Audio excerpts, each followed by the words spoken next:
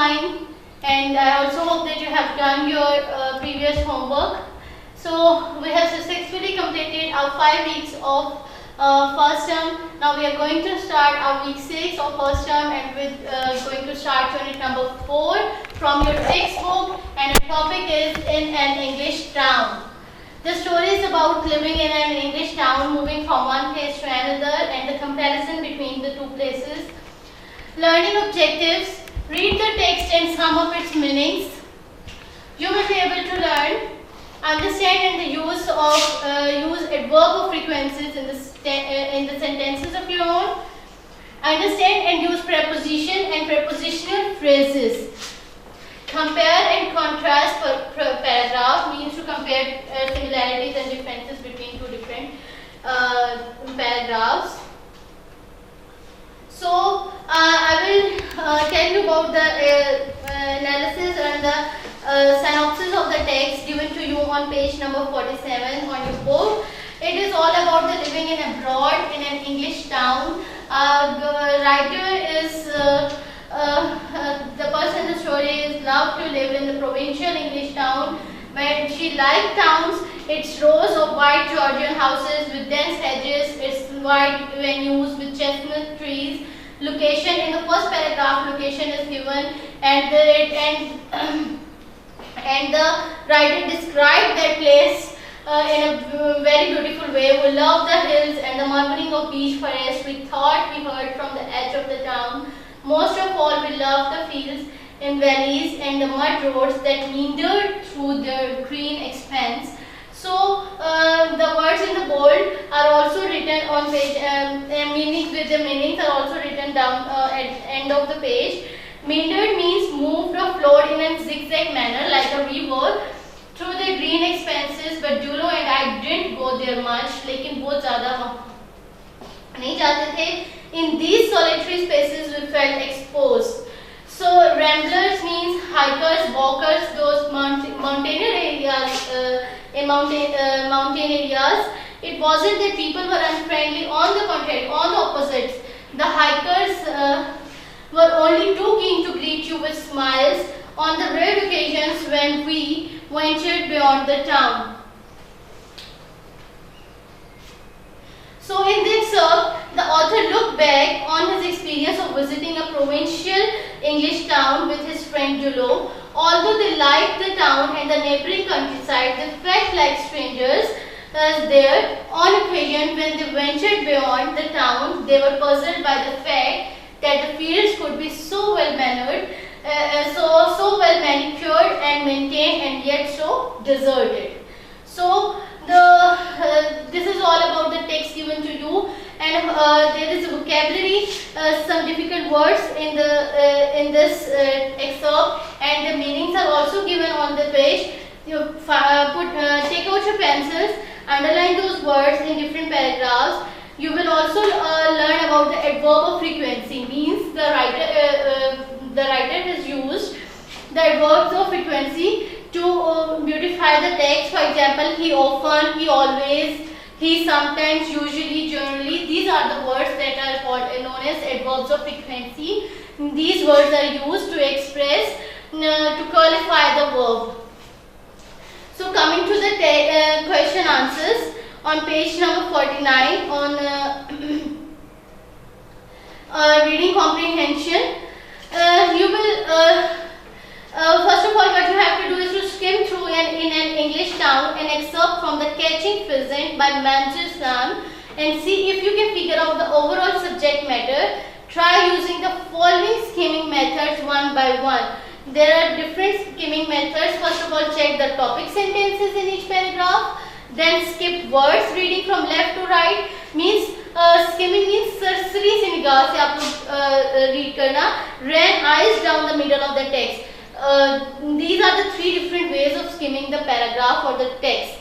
So after reading this, the whole excerpt, you will be able to answer the questions given to you in level 1, level 2 and level 3. So level 1 is all about the literal information given to you in the text, and about level 2 is all about finding their difficult meanings, and in level 3 you will have to there is a creative work for you that you have to find out the similarities, comparison and the contrast between the towns and the countrysides. So this is all about the reading comprehension of the text. Now coming to the vocabulary. These are the words from your text and with their meanings. Reaping means harvest. Ditches, a narrow channel dug at side of roads. Meandered, move in a zigzag manner. Ramblers, hikers or walkers. Hikers means those who walk on mountains. Contrary, opposite. Hedges, fence means barred. So this is all about the this is the vocabulary from the text excerpt given to you. You can also find out their antonyms and use them in the sentences of your own. So coming to the next portion, in the excerpt, in an English town, the author says in the last line, yet we hardly ever saw anyone working on them, means on the fields. The word hardly qualifies the verb saw.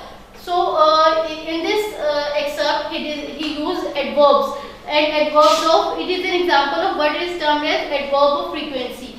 So what is adverb? Now we will discuss about the adverb of frequency. So it describes verb. Look at the example given to you. I hardly saw anyone working on them. So hardly, saw is the verb. So hardly is qualifying the verb saw. So there are different types of adverbs. That is adverb of manner, adverb of place, adverb of time and adverb of frequency. So these are mostly followed by the question. They are mostly answering the question. For example, adverb of manner is answering the question how. Adverb of place is answering the question where. Adverb of time, now, when. Adverb of frequency is also just like that.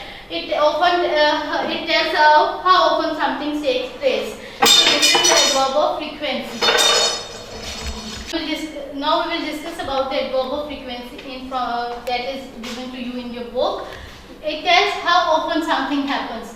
Adverb of frequency is exactly what it sounds like an adverb of time. It is just like the same as the adverb of time. For example, look at the example. These words are used in the adverbs of frequency. Always, usually, normally, often, generally, sometimes, never. These are seldom. These are the words that are used in the adverb of frequency. So look at the example. I always wake up at 6 o'clock. So I usually come home after work. I normally swim after school. So these words, always, usually, normally, often, these words are qualifying the verb. These words are describing the words. So I often go to cinema. Adverb of frequency can be positioned differently in a sentence according to what is being conveyed. Sometimes these are often at the beginning of the sentence. Look at these. These are sometimes at the beginning of the sentence. Sometimes we can use them in the. Sometimes we can use them at the end of the sentence. So I am reading the example from your book in part A that I often go to cinema. In this sentence, often is used at the beginning of the sentence.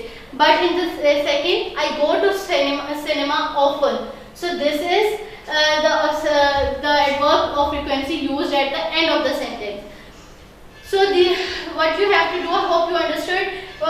What you have to do is you have to solve the exercises given to you on your book, page number 50 and 51 from part A, B, C and D. And you have to choose a suitable adverb of frequency and you have to find out their synonyms and fill in the blanks given to you on your book till part F.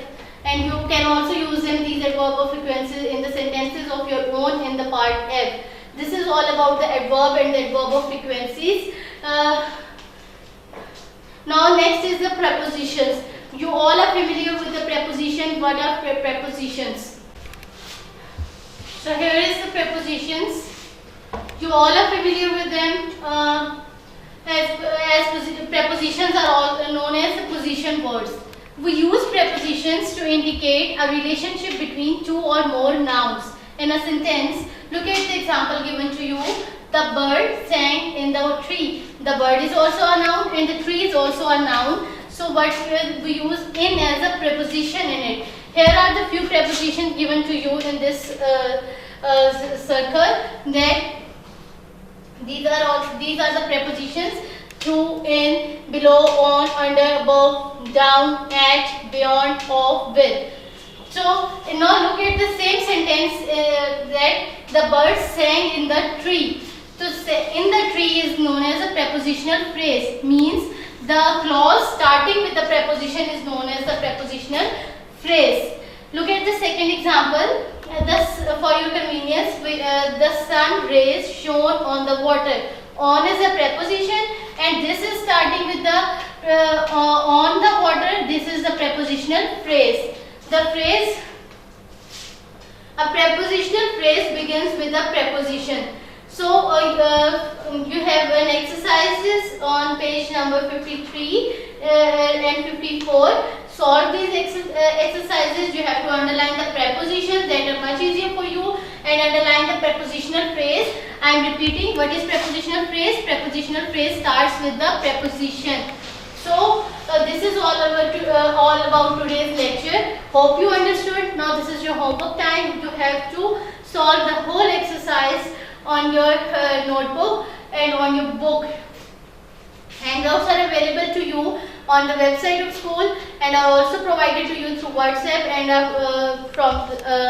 our hard copies of notes are also provided to you. So this is your homework. Learn and solve unit number 4 complete from your textbook. You have to skim the text. Read. There are three. I told you 3 different methods of skimming the text. Skimming means sarsri sa dekhna, and that is you can check the topic sentence in each paragraph, skip words, reading from left to right, and ran eyes down the middle of the text while you were reading the first letter. So this is the process of skimming the text. So this is all about today's lecture. Hope you understood. Stay home, stay safe, take care, Allah Hafiz. See you next week.